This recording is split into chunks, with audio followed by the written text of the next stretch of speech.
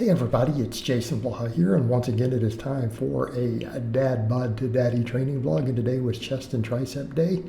Uh, what I had said last time I was going to make incline primary, absolutely ran with that. I feel like for me, the incline bench itself actually improves my bench press dramatically. And quite frankly, I feel that right now, just building that entire upper chest shelf and including the extra mobility I get from the incline work is probably good for me overall because I'm able to get deeper stretches on all the incline movements. So I decided to just skip flat work today completely and just push incline. And I may keep with this trend for a while because again, the incline carries over for me, and I will always be stronger at flat bench than incline. So, if I get to where I can do a couple reps with 315 on the incline, I'd probably walk in and flat bench some pretty dang big weights. So, ran with kind of my baseline, which is the 225. I got 2 sets of 5. Felt like I had a little bit in the tank on both of them. So I went up to 245, managed to get 4 reps. I did not feel like I had a fifth. I felt like if I had tried for a fifth, I would have failed it. So again, kind of in a good spot doing it fresh. Again, particularly because I'm cutting and on lower carbs. Now, the other thing, I had really hoped I was going to see a whoosh today. I weighed in at 208 to 209 all last week.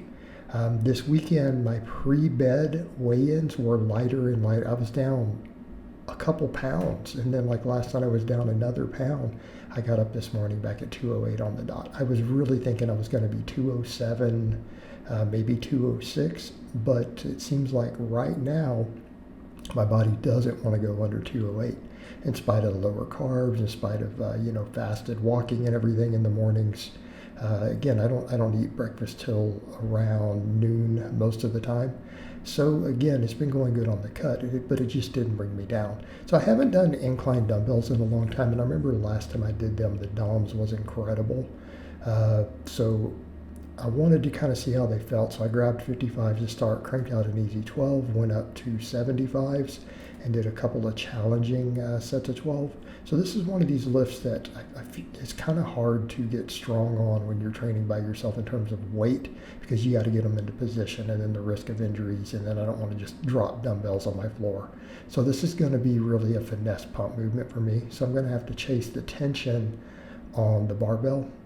Again, power building though, and then we'll do pump. And I may get to where I don't try to go much heavier than the 75s and just gain reps, right? Gain reps and then build the strength on the barbell. But again, this is a combination that I've always told people in general. If you have a good movement pattern, doing a barbell and then dumbbells for it works extremely well. Overall, looking pretty decent today, though. You definitely tell the cut's coming along. Quads are starting to fill back out from some of the extra squatting and the leg work. But yeah, I mean, waistline's getting smaller. Obviously, I still have the loose skin there, so I have fat around the waist, but that is feels like it's slowly improving, right? Slowly improving. So we're just going to keep chipping away. And again, as I said previously, the topic comes up of how low am I going to go? Well, I don't know. I had said originally when I started doing this cut, I would get to 200 and assess. Looking at where I'm at now, I'm only 8 pounds over that. I don't know that 8 pounds is going to be quite as lean as I would like to be. And I'm not trying to get shredded, but I do need to have a nice deep six pack and keep it like I don't want it to go away. And I want to be able to carb back up while still looking lean when I add the carbs back in. So I may need to go quite a bit under, like especially while on the lower carbs, because then maybe carved up be 200, right? When I go back on a higher carb, lower fat diet, which is really better for body composition. But I've got to get my body used to kind of carrying that lighter body weight. So after that, I went back to my laying extensions. I've been doing incline extensions, and as much as I like those, when it comes to just picking one single tricep exercise, it really hammers my triceps. These really get the job done. And it doesn't matter whether it's an easy bar or the other, but I'm like, let me just set it up over here, set it on the bench. I don't have to worry about getting it into position. Then I can worry about really pushing progression without having to fling it up.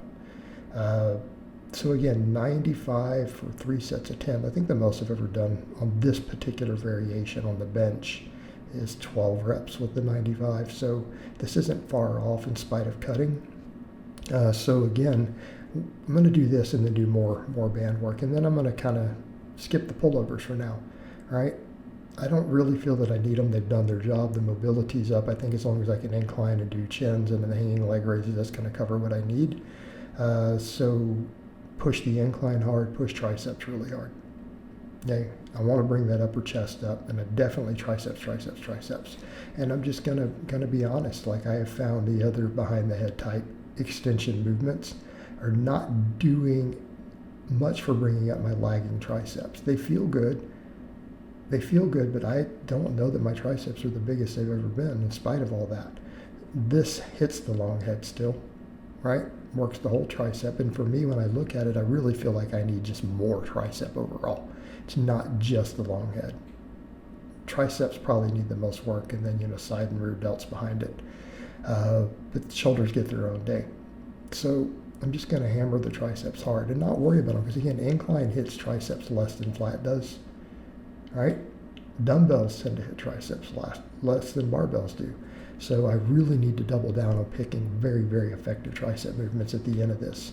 Even though my triceps are getting worked on the pressing, we need to hit them hard. And then, of course, band press downs were a staple when I had a 365 close grip bench. I lived on these band press downs. So it's like, let's come in and use them to finish up. It'll keep my elbow tendons healthy, because if I'm going to do laying extensions, especially if I'm going to push them, and yes, I know I'm cutting. People are like, how hard are you going to push anything cutting? I'm going to push stuff hard. We still focus on making some gains. We just can't handle as high of volumes. This keeps my elbows healthy, helps finish up the triceps. But I do notice, when I do push those laying extensions like that hard, feels like a hammer beat my triceps at the end of every set. And I feel the whole tricep, and that's the important thing. I feel all 3 heads afterwards. So let's just push that movement. Push it hard, push progression on it, push progression on the incline. Incline is a primary, then use dumbbells for pump work. Continue to bring that chest up. And again, the range of motion is kind of a big deal. I just get that deep stretch on all the incline work. So again, I feel that overall for mobility, I need that because my chest gets a little tight. So again, just for overall shoulder health, probably a good idea. But again, notice on the incline that I do a very, very wide grip. Okay? It hits the upper chest crazy hard. And I already know, because I did the dumbbells, pushed them a little hard after that, I'm probably going to have chest arms in the morning. I accept that. So again, then we finished up with just plenty of tricep work, and then we did our 1 set of hanging leg raises just to finish up the workout for the day, and you guys know why we do that. All right, guys, well, that's really all I have to say on that today. I hope it's been informative, and I'll talk to you guys and gals next time.